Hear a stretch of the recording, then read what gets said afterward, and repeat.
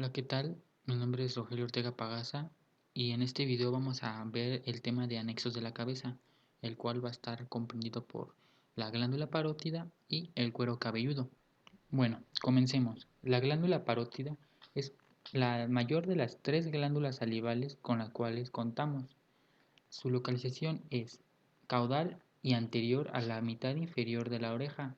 Se extiende superiormente desde el arco cigomático hasta el borde inferior de la mandíbula.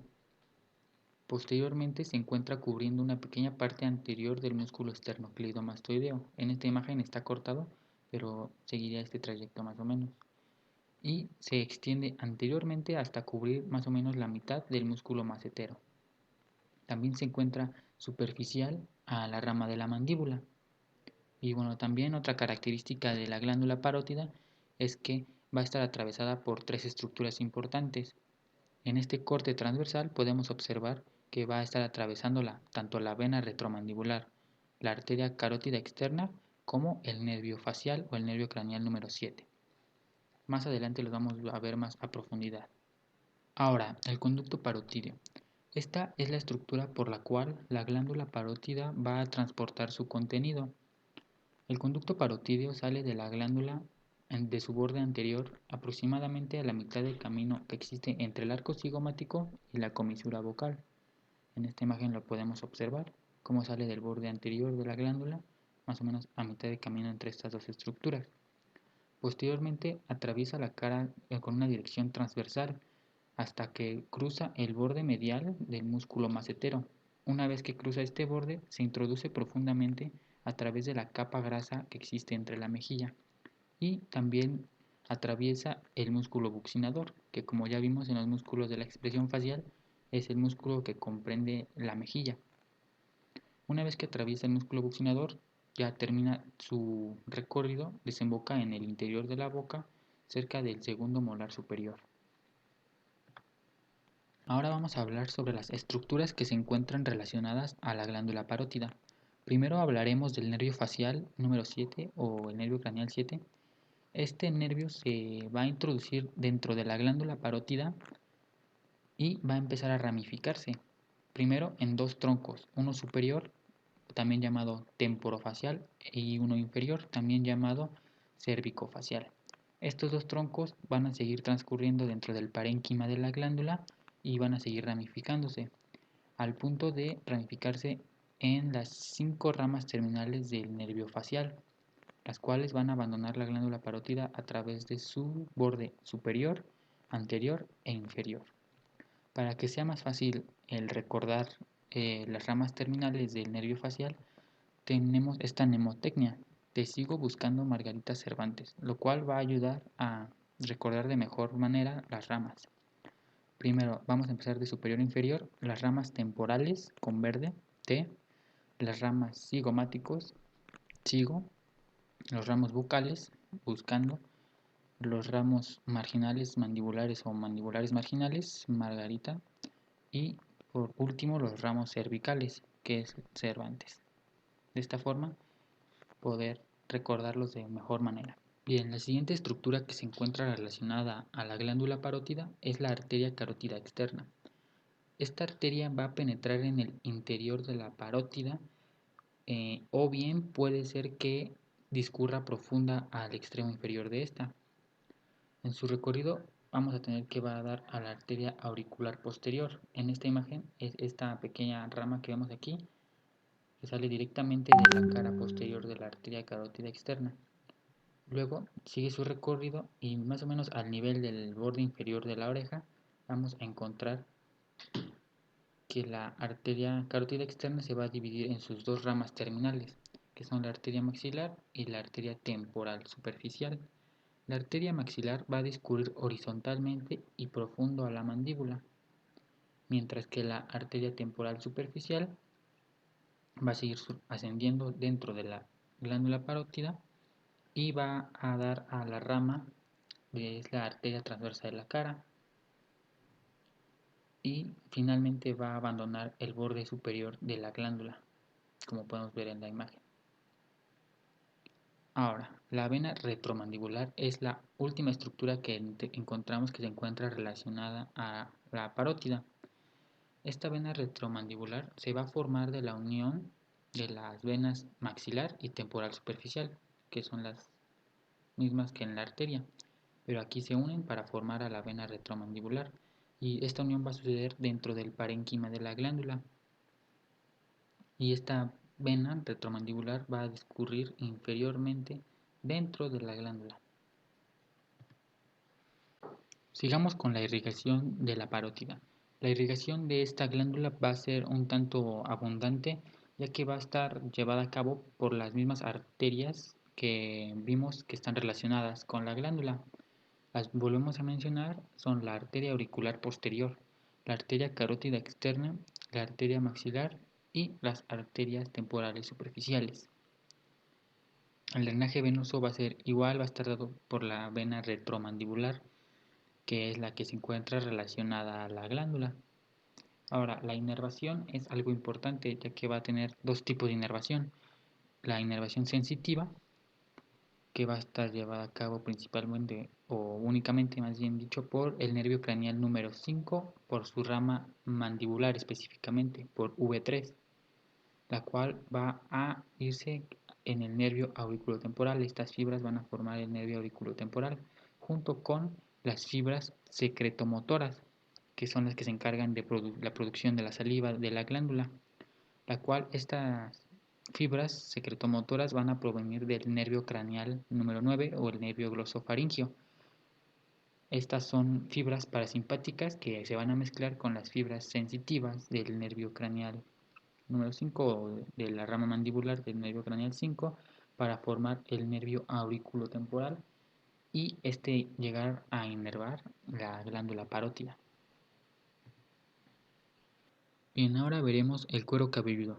Cuero cabelludo es la región de la cabeza que se encuentra desde los arcos superciliares anteriormente hasta la protuberancia occipital externa y las líneas nucales superiores posteriormente. Toda esta zona estaría ocupada por el cuero cabelludo y lateralmente se va a extender hasta lo que es los arcos cigomáticos. Entonces estaría ocupando toda esta región el cuero cabelludo. Bien, ahora veremos las capas que conforman al cuero cabelludo. En total son 5 capas. Vamos a empezar de la más externa a la más interna. La primera de todas es la piel, la cual es semejante a la piel que recubre el resto de nuestro cuerpo, con la única diferencia de que va a estar eh, ocupada por una mayor cantidad de pelo. La segunda capa, el tejido conjuntivo denso. Esta capa tiene como función el mantener anclada la piel a la tercera capa del cuero cabelludo, que es la capa aponeurótica. También tiene la propiedad de que va a contener todos los vasos y los nervios del cuero cabelludo. La tercera capa, la capa aponeurótica, como ya dije, está fuertemente anclada a la piel gracias al tejido conjuntivo denso y está compuesta por el músculo occipitofrontal y su aponeurosis epicraneal, que es el tendón que unía los dos vientres del músculo occipitofrontal, como lo vimos en el video de los músculos de la expresión facial. Entonces esta capa está formada por este músculo y estas tres capas primeras, al estar fuertemente unidas entre sí, es a lo que vamos a denominar, o a veces se le llega a dar el nombre de cuero cabelludo propiamente dicho. La cuarta capa es el tejido conjuntivo laxo. Esta tiene como función la de separar la capa aponeurótica del pericráneo y también facilitar el movimiento del cuero cabelludo propiamente dicho sobre la calvaria. Y la quinta y más profunda de las capas, que es el pericráneo, corresponde al periósteo de las superficies externas de los huesos de la calvaria. Entonces va a estar fuertemente unida a los huesos del cráneo. Ahora veamos la inervación del cuero cabelludo. Para estudiar mejor esta parte, vamos a dividir el cuero cabelludo en dos regiones, gracias a dos puntos de referencia, los cuales van a ser el vértex y la oreja. Entonces estas dos regiones las vamos a dividir en anterior y posterior con respecto a estos puntos. Entonces, todas aquellas zonas que se encuentren anteriores a estos puntos vamos a tener que estar inervadas por nervios, que son ramas del nervio trigémino. Y las zonas posteriores vamos a tener que son nervios que provienen de los niveles cervicales C2 y C3. Entonces, vamos a iniciar primero con la zona anterior.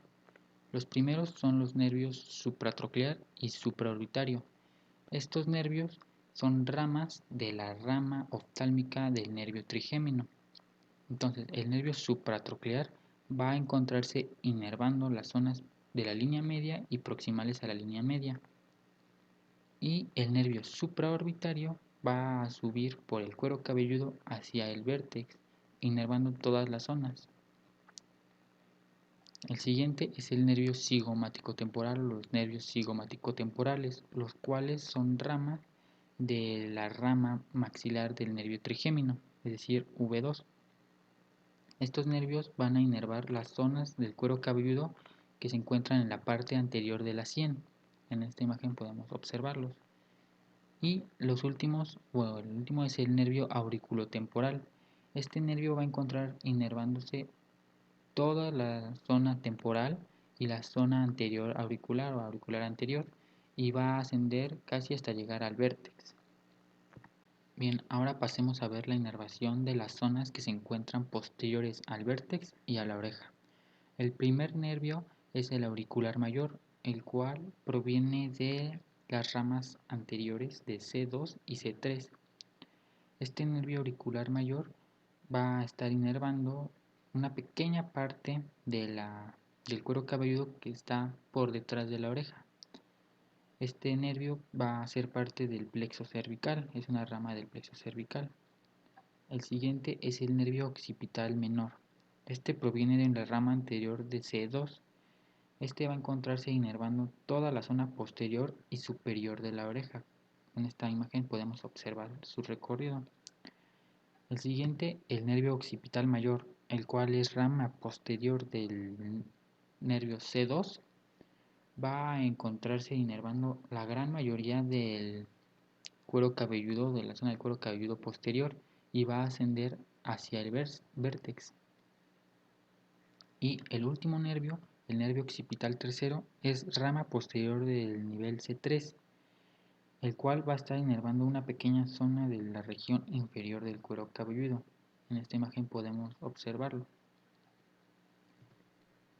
Vamos a ver la irrigación del cuero cabelludo. El cuero cabelludo va a estar irrigado por la arteria carótida externa y por la arteria carótida interna. Vamos a comenzar con el recorrido de la arteria carótida externa.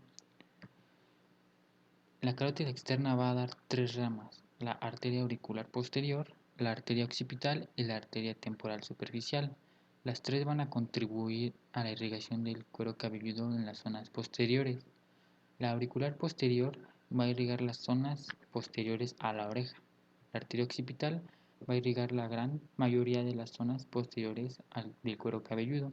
Y la arteria temporal superficial va a ayudar a irrigar casi en su totalidad las zonas laterales del cuero cabelludo.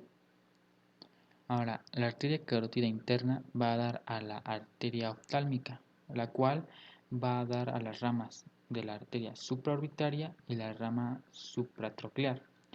Estas ramas tienen el mismo nombre que sus nervios que las acompañan, los nervios supraorbitarios y supratrocleares que ya vimos. Entonces van a seguir su mismo recorrido y por lo tanto también van a irrigar las mismas zonas que los nervios inervan. Bien, pues el drenaje venoso del cuero cabelludo es muy sencillo debido a que las venas van a llevar el mismo nombre y van a seguir el mismo recorrido que las arterias y también van a drenar las mismas zonas que las arterias la irrigan. Vamos a tener las venas supratroclear y supraorbitaria, las venas temporal superficial y la vena auricular posterior. También la vena occipital va a contribuir a drenar el cuero cabelludo. Estas son las principales venas y pues como ya les dije van a seguir el mismo recorrido. Veremos el drenaje linfático del cuero cabelludo. Primero, la región occipital del cuero cabelludo va a drenar en los nódulos occipitales. serían estos, los cuales luego van a drenar en los nódulos cervicales profundos superiores. Para la región superior del cuero cabelludo, igualmente vamos a dividirlo como en la inervación en una zona anterior y una posterior al vértex. Entonces, la zona posterior o la región posterior al vértex va a seguir el recorrido hacia los nódulos mastoideos y de aquí va a irse de igual forma hacia los nódulos cervicales profundos superiores, mientras que la región anterior al vértex va a drenar en los nódulos parotídeos y nódulos preauriculares. Bien, pues eso ha sido todo por esta clase, espero que les haya servido de algo y gracias por su atención.